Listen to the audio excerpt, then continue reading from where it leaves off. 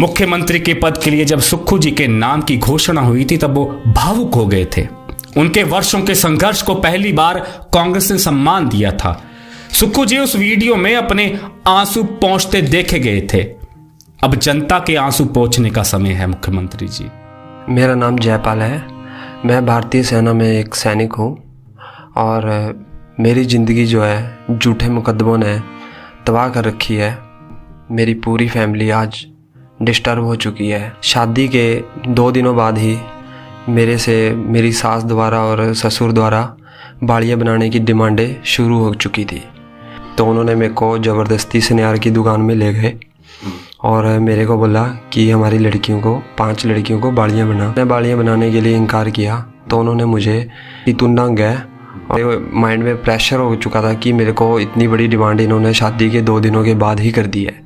डंडा लेके वहाँ पे पहुँच गया। सबसे पहले उसने मेरे फादर को मारा।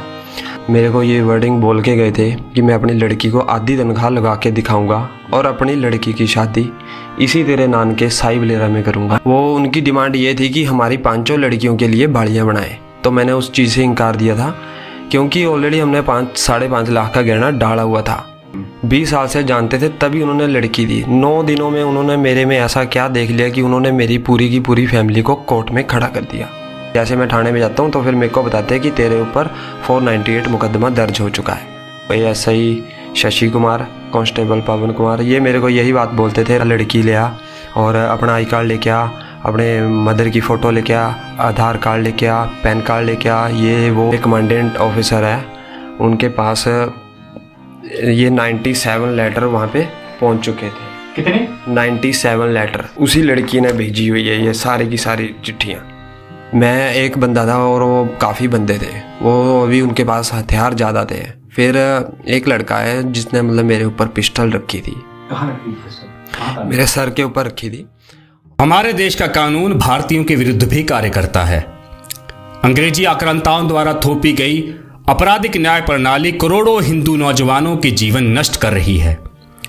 थानों से लेकर कोर्ट कचहरियों में एक अराजकता की स्थिति उत्पन्न हो चुकी है। हमारे नेता शराब बेचने, नदियों से रेत बजरी चुराने, फिजूल खर्ची करने और जंगलों को काटने में व्यस्त हैं। आज हिमाचल प्रदेश शांति प्रिय राज्य का दर्जा खो रहा है। राजनीति और नौकरशाही के अपराधीकरण ने देवभूमि के अस्तित्व को चुनौती दे डाली है। इस स्क्रीन पर दिख रहा है युवक कोई साधारण व्यक्ति नहीं है। यह भारतीय सेना का एक जांबाज सैनिक है। कश्मीर में लगातार 9 साल ड्यूटी करके लौटा था। आतंकवादियों के खिलाफ राष्ट्रीय राइफल्स के कई ऑपरेशंस का हिस्सा रहा। राइफलमैन जयपाल सीमा के उस पार से आने वाले दुश्मन से तो लड़ सकता है, लेकिन भारत के भीतर पुलिस द्वारा संरक्षित गुंडों से नहीं जीत पाया। यह भारत के घटिया कानून का मारा है। 30 वर्षीय जयपाल अपने ससुराल पक्ष के अत्याचारों को सहते सहते थक रहा है। इसका पूरा परिवार हिमाचल में स्थापित गुंडा राज की मार झेलते हुए भयंकर मानसिक तनाव से ग्रसित है। निहत्थे जयपाल पर हिमाचल प्रदेश के सोलन जिले में राम शहर कस्बे के बीचों बीच 21 फरवरी 2023 को घात लगाए गुंडों ने हॉकी और डंडों से हमला किया था। एक बार अधमरा करने के बाद वह गुंडे फिर से मुड़कर आते हैं और उनमें से एक जयपाल की कनपटी पर पिस्तौल रख देता है। जयपाल कहता है कि काश वो लोग मुझे उसी दिन गोली मार देते तो दर्द से मुक्ति मिल जाती। आज जयपाल को डर सता रहा है कि सिर पर लगी चोट कहीं उससे सेना की नौकरी ना छीन ले, वह लो मेडिकल कैटेगरी में न चला जाए। हिमाचल पुलिस का दायित्व तो जयपाल को न्याय दिलाना था। इसके विपरीत गुंडों को खुला छोड़ दिया गया और ताकि अगला अपराध करते वक्त उनके हौसले बुलंद रहें और क्राइम का ग्राफ निरंतर बढ़ता रहे। अपराध होंगे तभी तो थाने आबाद होंगे। क्राइम खत्म हो गया तो पुलिस वालों को कौन पूछेगा। आज हिमाचल के लोग ये बात नोट करके रख लें कि 23 करोड़ जनसंख्या वाले उत्तर प्रदेश में जिस अपराध के नाश पर घमासान चल रहा है, जो माफिया राज यूपी में समाप्त हो रहा है, वो इस समय देवभूमि में पनपने लगा है। रोजाना चोरियां, स्नैचिंग, गुंडागर्दी, चिट्टा और मर्डर अब आम बात हो चली है। जयपाल पर मुसीबतों का पहाड़ उस वक्त टूटा जब उसने 3 मई 2022 को शादी की। शादी के 9 दिन बाद उसके खिलाफ रामशहर थाने में दहेज उत्पीड़न की पहली झूठी शिकायत पहुंच चुकी थी।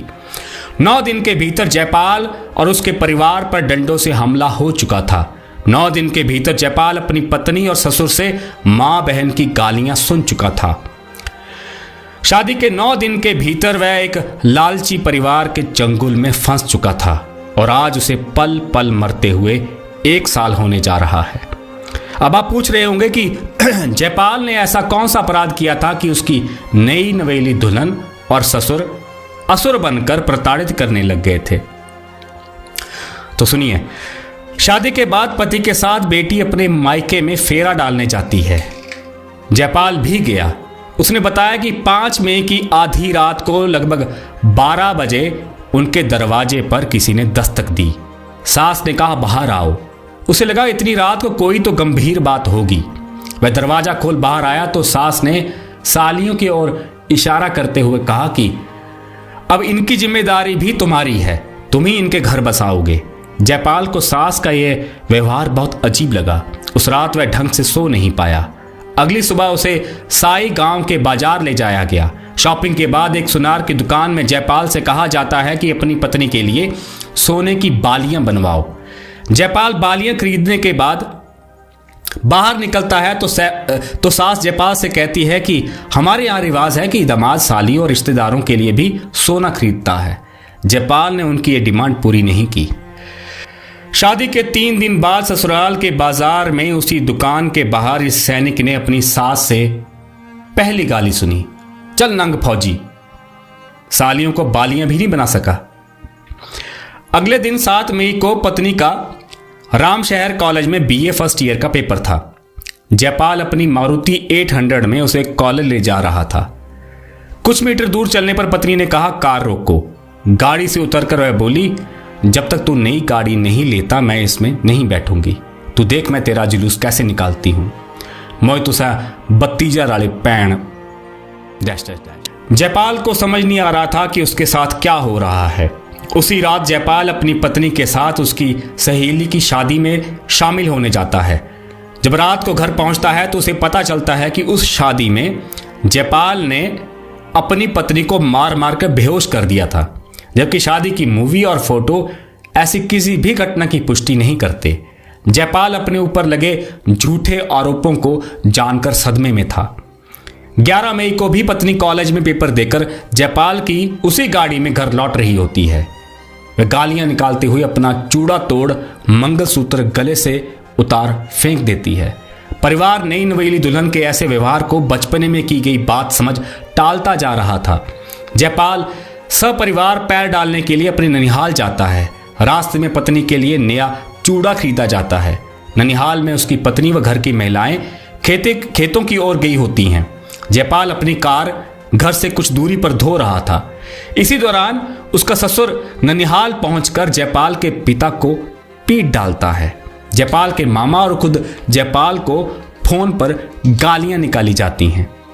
12 मई को थाने में जयपाल और उसके परिवार के खिलाफ घरेलू हिंसा और दहेज की पहली शिकायत पहुंच जाती है।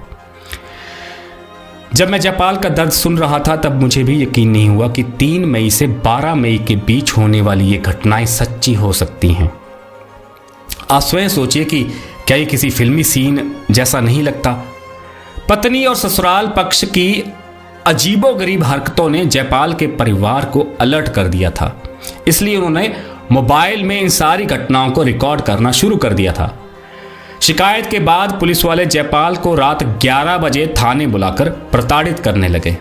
15 मई को दोनों पक्षों में मौखिक समझौता हो जाता है। 16 मई को जयपाल अपनी पत्नी को ससुराल से लाने जाता है तो उससे ससुर कहता है कि फौजी तू बच गया, मैं 498 का केस करने वाला था। इसी बीच नालागढ़ के सीडीपीओ दफ्तर में रामशहर की संरक्षण अधिकारी सुरेखा के पास भी दोनों पक्षों का एक लिखित समझौता हो चुका था।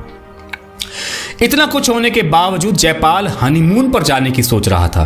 3 जून को उसकी पत्नी द्वारा जयपाल की मां का मोबाइल फोन तोड़ दिया जाता है। जयपाल पहली बार अपनी पत्नी का थप्पड़ खाता है। नई नवेली दुल्हन अपने ससुराल वालों को कहती है, मोए तुसा बत्तीजा रले पैण। भैन चो, वो तो एक से देख 32,000 हुए, मुझे 32,000 है। भैन चो, वो तो एक से देख। जयपाल इतना कुछ इसलिए सहन कर रहा था क्योंकि दशकों बाद उसके घर में खुशियां लौट रही थीं। जयपाल भारतीय समाज के उस कर्मठ और आदर्श पुरुष का एक उत्कृष्ट उदाहरण है जो प्रत्येक घर में पैदा होना चाहिए। जयपाल के पिता दिव्यांग हैं। जवानी में कदम रखते ही जयपाल ने परिवार का पूरा बोझ अपने कंधों पर उठा लिया था। पिता को तब 4,500 रुपये वेतन मिलता था। मौज मस्ती, यारी दोस्ती और चालाकी क्या होती है उसे नहीं पता। सुबह 9 से शाम 5 बजे तक वो ITI में पढ़ाई करता और रात 11 से सुबह 7 बजे तक वो बद्दी में हिंदुस्तान यूनिलीवर में मजदूरी करता। जब नौकरी नहीं थी तब वह कभी बस ड्राइवरी व कंडक्टरी करता, तो जो भी समय मिलता उसमें होटल में वेटरी या फिर बर्तन धोने का काम करता। जयपाल का एक ही लक्ष्य था कि परिवार को गरीबी से निकालना है। उसकी लगन देख गांव के ही एक बुजुर्ग ने उसे 2,000 रुपये और ऊना के मलाहत में गरीब बच्चों को भर्ती की ट्रेनिंग देने वाले गुरुजी का पता दिया। कुछ महीने जयपाल ऊना में रहा और फौज की भर्ती के गुर सीखे। उसकी उम्र निकल रही थी। अपने जीवन की आखिरी भर्ती में जयपाल अपने परिवार की दृढ़ता को दूर करने ऐसा दौड़ा कि 280 धावकों को पछाड़ते हुए पहले नंबर पर आया। फौज मात्र देश की रक्षा नहीं करती अपितु लाखों परिवारों की गरीबी भी ढकती है। जयपाल अपनी पत्नी के नखरे और ससुर के अत्याचार सिर्फ इसलिए सह रहा था क्योंकि उसे जीवन में कोई परेशानी नहीं चाहिए थी। 4 जून को वह पत्नी की मार और गालियां सुनकर शिमला हनीमून पर निकलता है। रास्ते में वो सोलन स्थित अपने मामा के घर रात बिताते हैं।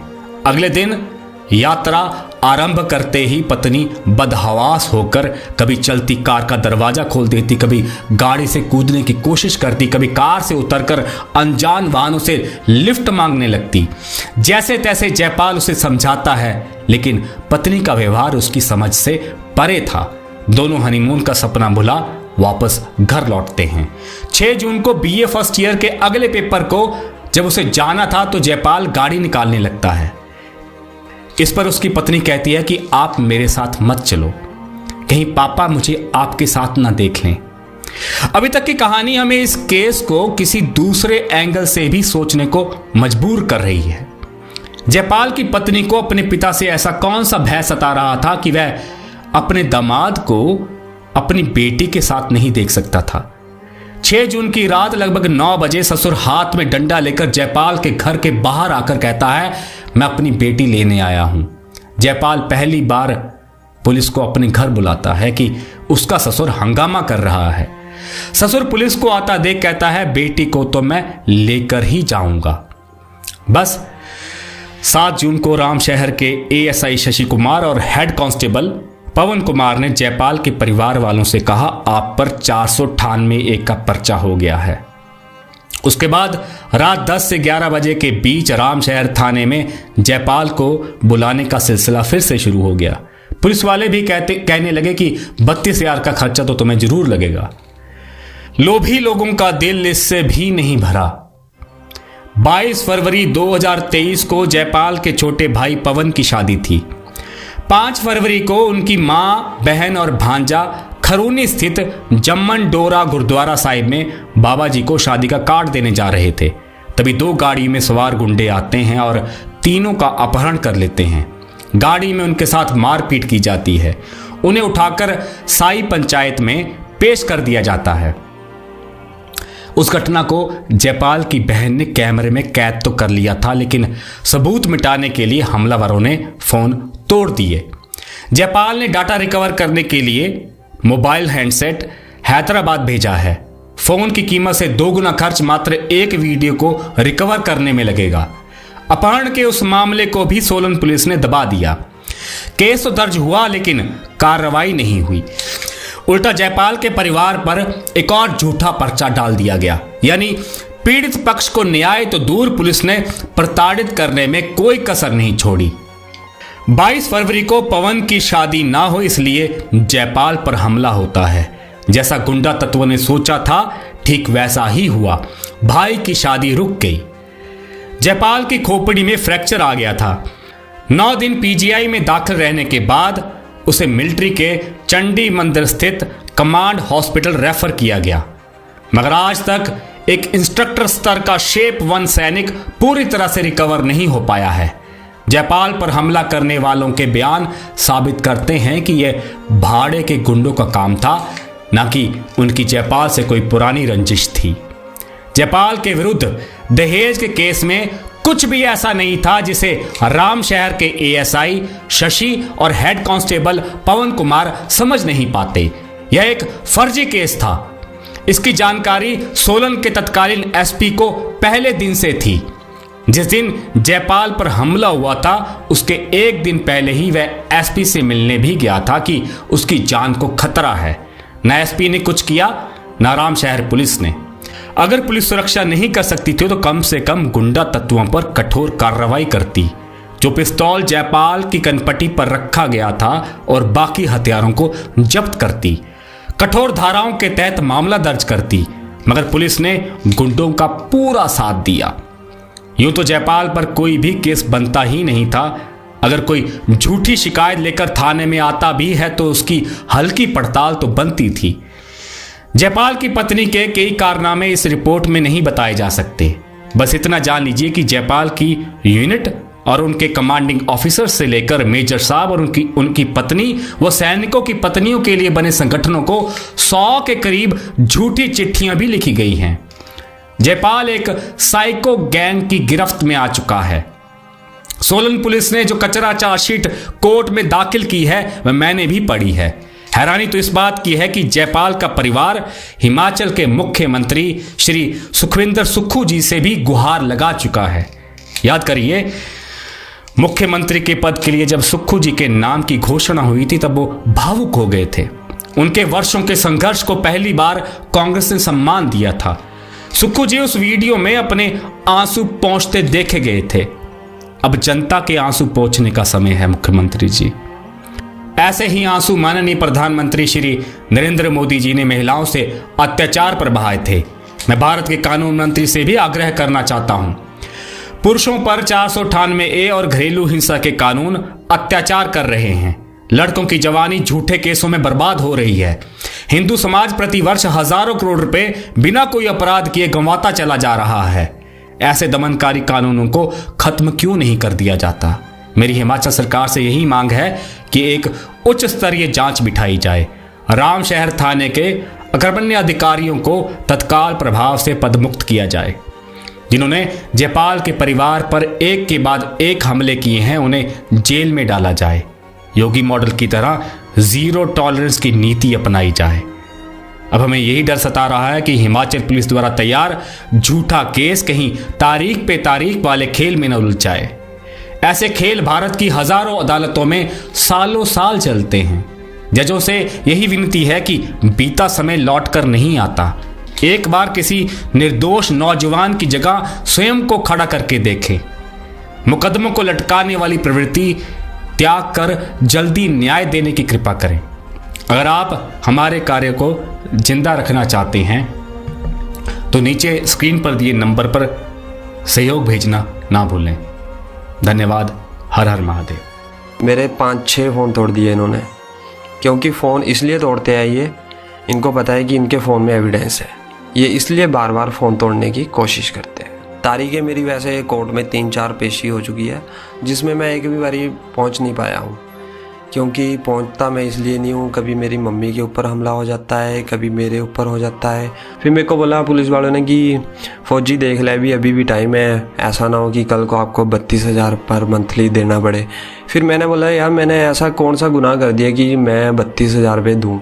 मैंने शादी करी है तो सिर्फ मैंने शादी इसलिए थोड़ा करी है कि मैं उसको 32,000 दूँ। मैंने शादी करी है खुशी के लिए करी है कि हाँ मैं अपना घर बसाऊँ, कल को मैं भी कुछ खुशियाँ देखूँ, मेरे माँ बाप भी खुश हो। तो उन्होंने तो आज मेरा तो घर ही उजाड़ दिया है और अभी इतने सारे हमले करवा के